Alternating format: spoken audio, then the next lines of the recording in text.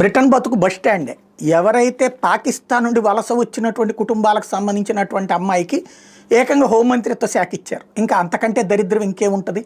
అక్కడ పాకిస్తాన్ నుంచి వచ్చినోళ్ళు, ఆఫ్ఘనిస్తాన్ నుంచి వచ్చినోళ్ళు, బంగ్లాదేశ్ నుంచి వచ్చినోళ్ళు, వాళ్ళందరి కారణంగా అక్కడున్న ఆడపిల్లలు అన్యాయం అయిపోతున్నారంటూ బ్రిటిష్ పౌరులు తిరగబడుతుంటే, ఉద్యమిస్తుంటే, వాళ్ళ జెండాల్ని అణచివేస్తున్నారని వాళ్ళు గొడవెక్కి రోడ్డెక్కి కొట్టుకు చస్తుంటే, చివరికి తీసుకొచ్చి ఆ పాకిస్తానీ మూలాలు ఉన్నటువంటి అమ్మాయిని ఇస్తే, ఆ పాకిస్తానీ మూలాలు ఉన్నటువంటి ఆ హోంమంత్రి ఇంతకుముందే బ్రిటన్ని ఇస్లామిక్ రాజ్యంగా మార్చాలి, షరియా చట్టాలు తీసుకురావాలని చెప్పినటువంటి ఆవిడ వచ్చింది. ఇప్పుడు వలసలు తగ్గుతాయా పెరుగుతాయా అంటే, ఆవిడ టేకప్ చేసిన షబానా మహమూద్ టేకప్ చేసిన తొలి రోజే 700 మంది ఇంగ్లీష్ ఛానల్ దాటి బ్రిటన్లోకి అడుగుపెట్టారు. అంటే ఇక వలసలు పూర్తి స్థాయిలో ఎవరైనా సరే ఇప్పుడు ప్రపంచవ్యాప్తంగా ముస్లింలు యూరప్ సమాజంలో సెటిల్ అవ్వాలనుకుంటే బ్రిటన్కి వెళ్ళిపోవచ్చు. చక్కగా బ్రిటన్కి లో వీళ్ళందరికీ కూడా మళ్ళీ పాత రోజులు చక్కటి అవకాశాలు లభిస్తాయి.